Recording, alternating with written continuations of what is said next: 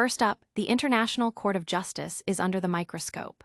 With Hollywood heavyweights like Cynthia Nixon and Susan Sarandon weighing in, we're diving deep into claims about the ICJ's rulings and its status as the world's highest court.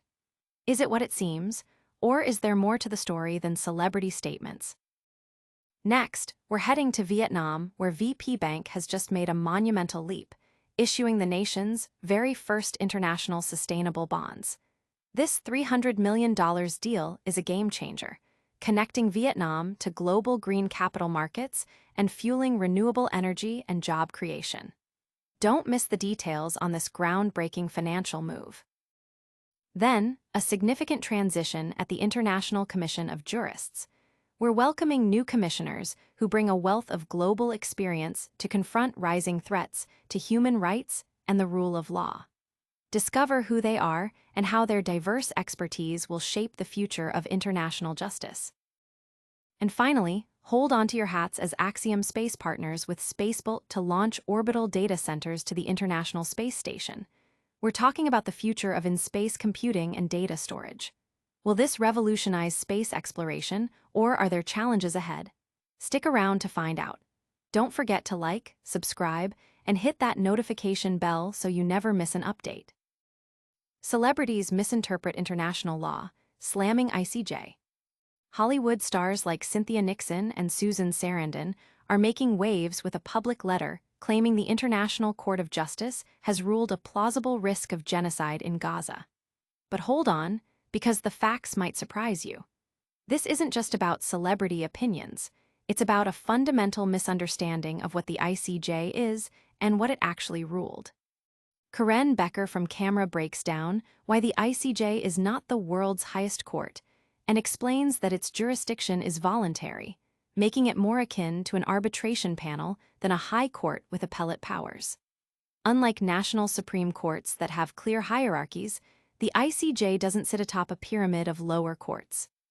Furthermore, the article clarifies that the ICJ president herself stated the court didn't rule the claim of genocide plausible, but rather the asterisk plausibility of the rights asserted. This distinction is crucial and often lost in the public discourse, especially when discussing sensitive geopolitical issues. The piece also touches upon the broader context of the UN's influence and how certain nations leverage its platforms, raising questions about fairness and the potential for propaganda. The public reaction has been a mix of agreement with the celebrities' sentiment and strong pushback from those who feel the legal nuances are being ignored or deliberately misrepresented. Analysts are pointing out the Holocaust inversion tactic, where accusations of genocide are weaponized against Israel, a nation often targeted alongside the US as Satan. Don't go anywhere, because the fallout from these international legal debates is just the beginning. And next, we're jetting off to Vietnam for a financial breakthrough that's making global headlines. VPBank makes history with Vietnam's first international sustainable bonds. Get ready for a massive financial milestone as VPBank becomes the first Vietnamese bank to issue international sustainable bonds, raising a staggering $300 million. This isn't just a big deal for the bank. It's a giant leap for Vietnam's financial sector, opening doors to global green capital markets. The issuance, structured as a private placement with a 5-year maturity, is set to supercharge Vietnam's commitment to sustainability. The funds raised will be strategically channeled into vital areas like renewable energy, sustainable transportation, eco-friendly agriculture, and crucial inclusive finance initiatives for SMEs and women-led businesses. VPBank estimates this investment could create around 38,000 jobs over the next 5 years, significantly boosting national income and economic opportunities. The deal saw a massive $200 million investment from the International Finance Corporation, IFC, with an additional $100 million from France's Proparco, highlighting strong international confidence. The IFC also provided essential technical assistance to ensure the highest standards of transparency and compliance.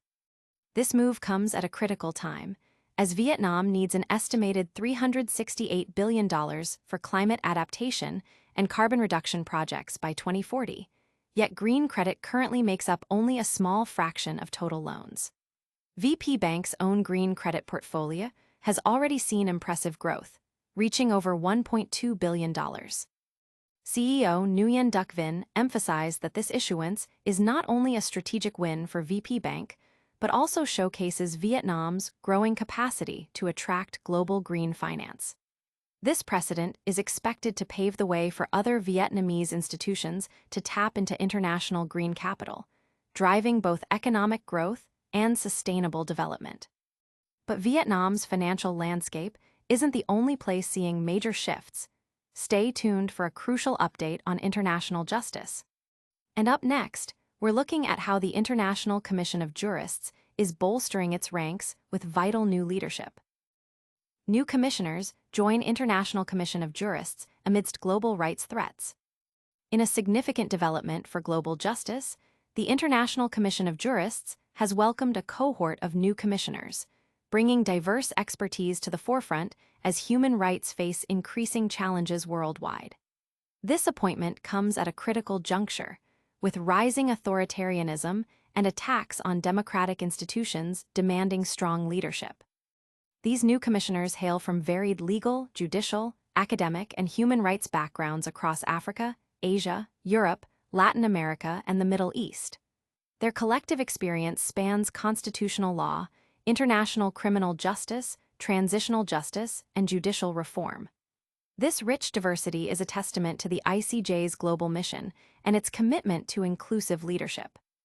Among the notable appointees are Bate Van Schaak, former U.S. Ambassador-at-Large for Global Criminal Justice; Lawrence Mute, a seasoned human rights lawyer; Anne Ramberg, a prominent Swedish lawyer and former Secretary General of the Swedish Bar Association; Mona Rishmawi, who has held significant UN roles; Roberta Clark, a Barbadian lawyer and international human rights advocate; and Lawrence Bergorg-Larsen, a professor of law at Sorbonne Law School.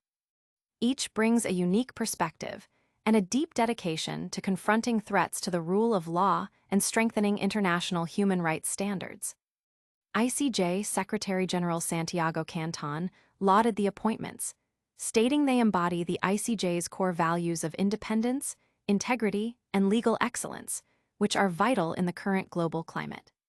The commissioners will play a central role in guiding the ICJ's strategy, offering expert legal advice, and amplifying the organization's voice in international forums.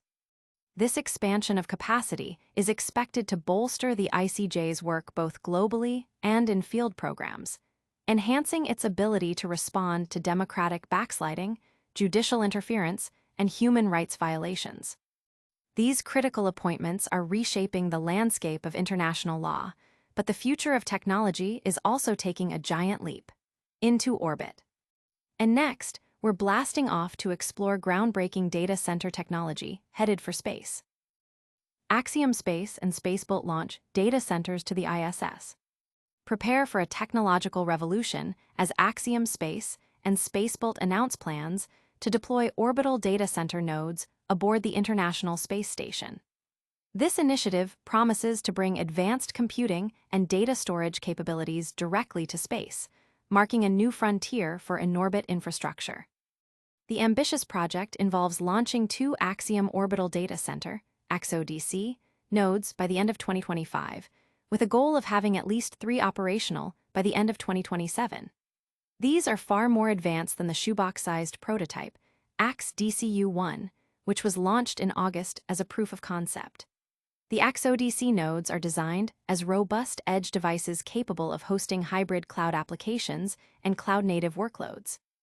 A key feature is their optical interconnection and the integration of optical communication terminals, OCTs, enabling connectivity with other spacecraft and satellites equipped with compatible technology.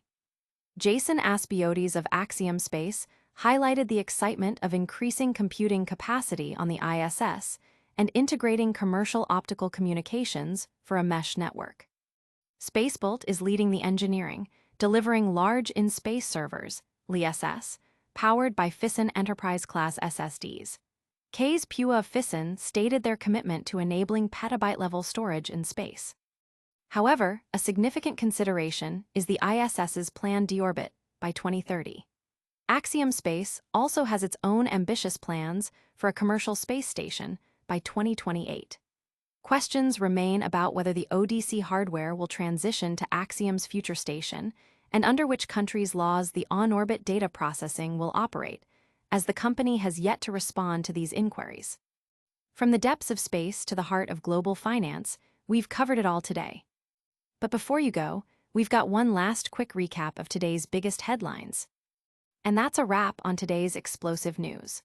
We dissected the controversy surrounding the International Court of Justice and celebrity claims, celebrated VPBank's historic international sustainable bond issuance in Vietnam, welcomed new leadership shaping the future of the International Commission of Jurists, and explored Axiom Space's bold move to establish data centers in orbit. Don't miss out on future updates. Hit that like button, subscribe to Legends Nexus for your daily dose of breaking news, and ring the notification bell so you're always in the loop. Share your thoughts in the comments below. What did you think of today's stories? And be sure to follow us on all our social media channels for even more exclusive content. Thanks for watching, and we'll see you in the next one.